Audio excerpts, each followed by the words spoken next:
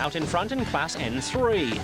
Local crew Morer and Duval led the Group N category and Class N2, with the Houghton brothers, Michael and Robin, leading Class N1 by just 2 seconds from Fasaki and Chima.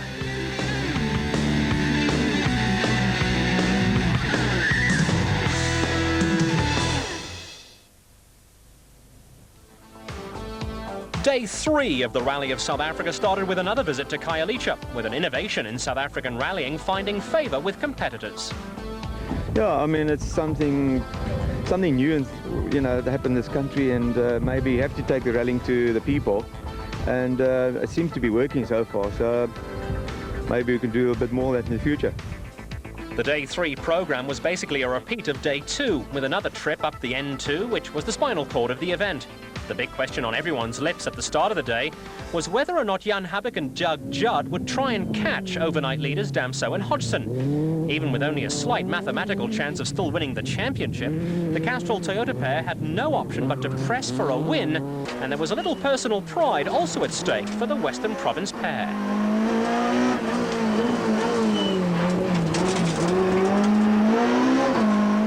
The smart money was on the notion that Jan Habak and Doug Judd would not go out of their way to push Damso and Habak. Championship discretion would be the better part of event valour, a view that was to be confirmed by Habak himself. Well, we have very little interest in this battle at the moment, and our objective is still winning the war, and the war is a championship, so we're just sort of staying close enough to search. Should you have a problem, then maybe we can win this battle as well. Turn slow right, keep inside. 100, slow left. One battle that was sure to continue would see team total pair Etienne Lawrence and Robert Paisley try and increase or maintain the 58-second overnight lead they held over Paulo Piazzamuso and Richard Leek in the Sasol Motorcraft Ford Escort. Both crews are looking at a place on the podium, and an intriguing battle was on the cards. Aspiring stars of the future were again out in force in Khayelitsha, but Chart van der Walt and Cindy Harding still had a job of work ahead of them. Their priority was to clinch the Class A7 title. With 6th placed Enzo Kuhn and Steve Kroblar running in Class S20 in the Fuchs Top Car BMW and not eligible for championship points, the main interest on their progress would be to see if they could force their way into the top 5. Where Jean-Pierre Damso and Pierre Aris were concerned, a class win and a top 10 finish would give the pair the Class A6 championship, ahead of the now departed 1998 champions Jürgen Fecken and Dave Lukowitz. Barry Kroblar and Mike Burrows were 8th overall, with the team total pair battling to keep alive their hopes of sneaking the Class A7 title away from Van der Walt and Harding, while Fernando Rueda and Jill Tarleton and the Daewoo Lanos had probably targeted a possible top 5 finish. A single special stage often turns a rally upside down, and the Rally of South Africa was no different as the crews moved back to the Grabo area. Hey, we got 20 k's to go. Medium right portion. You want to change? What shall we do? Medium right, fast right into hairpin left. You want to change? 20 k's. I think we're better. An early puncture for Jan Habak and Douglas Judd was to cost them 4 minutes and settle the issue of whether or not they would take on rally leaders Damso and Hodgson on the final day. We must do it too. Let's do it, yeah. Come, let's do it. Wheel change time for Habak and Judd, but they were not the only ones with problems. 3rd placed Etienne Lawrence and Robert Paisley broke a side shaft in the stage and were overtaken by Paulo Piazzamuso and Richard Leek in the Sasol Motorcraft Ford Escort. An early puncture also hit Diffie Morer and Donnie Duval, and the Class N2 leaders lost their hold on the Group N category, with Cliff Blackman and Johan Clausen moving to the front in the team total Nissan Sentra. After missing the VW rally, the KwaZulu-Natal crew lost ground on the Group N category and Class N3 championship leaders Hannes Krobler and Nick Haddon, and they now had the opportunity to put themselves right back in the title chase. The day also got off to a rocky start for Zimbabweans Jamie White and Philip Archanul, who started 15th overall. An off-road excursion left the Castrol Nissan Centre with a few battle scars, but they were not alone in the early morning misfortune stakes. Namibian pair Theo Kutsia and Nico Sneyman were about to have their day ruined with the Hyundai station wagon running into a gearbox problem that was to see them stop to do some running repairs in precisely the same parking space that Habak and Judd had used earlier. With Toyota factory technicians sorting out their tyre problems overnight, Dean Saunders and Graham Hooper were looking forward to a better day, but were always going to be playing the catch-up game. Hannes Krobler and Nick Hatton were in the same boat, and with no servicing between special stages 13 and 14, there were plenty of crews, like Barry Krobler and Mike Burrows, doing their impersonations of Formula One mechanics. Oh, listen, sorry, I can't help you repair. Special stage 14 and Serge Damso and Guy Hodgson now found themselves with a lead of around 4.5 minutes, and the Castrol Toyota Conquest crew could now start thinking in terms of cruising to their second win of the season. Damso and Hodgson were now in the pound seats and on familiar ground. There was no need for them to take any risks.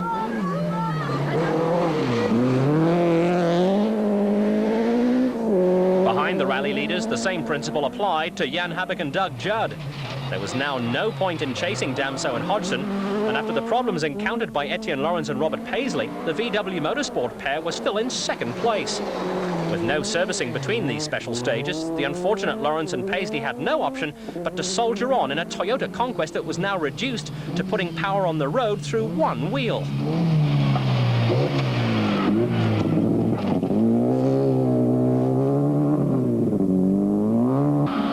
They were losing time hand over fist, and Paolo Piazzamuso and Richard Leake in the Sasol Motorcraft Ford Escort were the first to overtake the Toyota and move into third place. Behind them, Chart van der Walt and Cindy Harding had also run into problems. The Reeks towing VW Golf was starting to pump out oil at an alarming rate, were forced to slow pace, and as a consequence, were being caught by Enzo Kuhn and Steve Krobler in the Fuchs Top Car BMW. Kuhn and Krobler had built up a head of early morning steam, and in addition to enjoying themselves, were looking at moving up the leaderboard. I see it's nice and wet up there in the mountain. I think a few guys are going to have problems today, probably fall off the road, hopefully, and hopefully not us. So, you know, we'll be pressing hard, trying to get to the finish, and obviously we want to move up the ladder. While Kuhn and Krobler chased after Van der Walt and Harding, young JP Damso was looking at clinching the Class A6 title in style. We want to give it a good fight because we are here in the Cape and we want to keep our fans and all the spectators happy. So we're going to keep on pushing till the end. Also pushing hard were Team Total VW Golf crew Barry Krobler and Mike Burrows, who were intent on taking the Class A7 lead from the struggling Van der Walt and Harding VW Golf. And it was a worse for wear Lawrence and Paisley Toyota Conquest that arrived at the Bottrafia railway station that served as a service park. Lucky number 13 didn't seem to be lucky today. We broke a drive shaft about 8 k's from the end. Cost us 1 minute and 10 on, I think, Paolo. And then this stage we had to do no service after that. We had to do this whole stage with a broken drive shaft, and it was wet, very windy. And obviously in one corner it just went straight off the road and hit the bank, and I just kept my foot flat and managed to get it out. But yeah, the damage looks a bit bad. We're now 5 minutes and 10 seconds that we lost. We're back in 7th position from 2nd overall. There was better news from Team Total teammates Rodney Fasafi and Caroline Chimmer, who'd moved ahead of the brothers Houghton in Class N1. Well, we took a bit of a gamble going into the 25k stage. We put on wet weather tyres and we managed to get through. And then in the last stage it paid off. We managed to take 20 seconds off, so we're in the lead now. Now we just got to keep it together. A hive of activity at the Bottrafia Service Park, where Jamie White explained why the Castrol Nissan Zimbabwe entry had lost around 20 minutes. I went in a bit, it was wet in some places, and as I came around the right hander, I put on the brakes to set it up for the left hand, and it didn't set up properly, and it went straight over the top. We were balancing over the top, so we lost about 20 minutes digging ourselves out of there. The Rally of South Africa was now into the home stretch, and although local crew Diffie Moreira and Donnie Duval had lost the lead in the Group N category, they were still comfortably at the front of Class N2, with plenty of local knowledge standing them in good stead. The Group N category lead had shifted to Team Total Nissan pair Cliff Blackman and Johan Klaassen, with the KwaZulu-Natalians right back in the championship picture.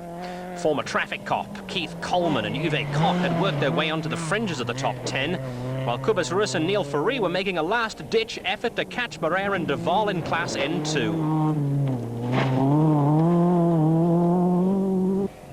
After a Day 2 roll, Richard Behm and Ashley Hedeker in the Palbin Toyota Conquest had mounted a brave comeback, and they were lying third in Class N2, where they were ahead of championship leaders Saunders and Hooper. Hannes Grobler and Nick Haddon were also playing the catch-up game in an effort to salvage precious championship points, and although they were ahead of Visagie and Chimmer on the road, the Houghton brothers were now second in Class N1. The Team Total Opel Corsa, driven by Alan Worms and Brendan Noonan, looked a little the worse for wear, while the Johan Streder Morne Ferreira Opel Kadett did not sound at all healthy.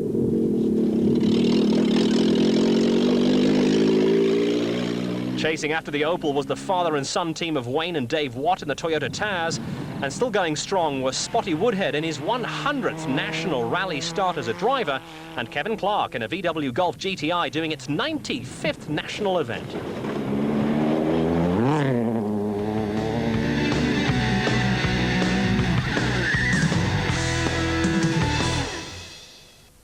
Stones as well. At the front of the field, rally leaders Serge Damso and Guy Hodgson were now pacing themselves to the finish. The Castro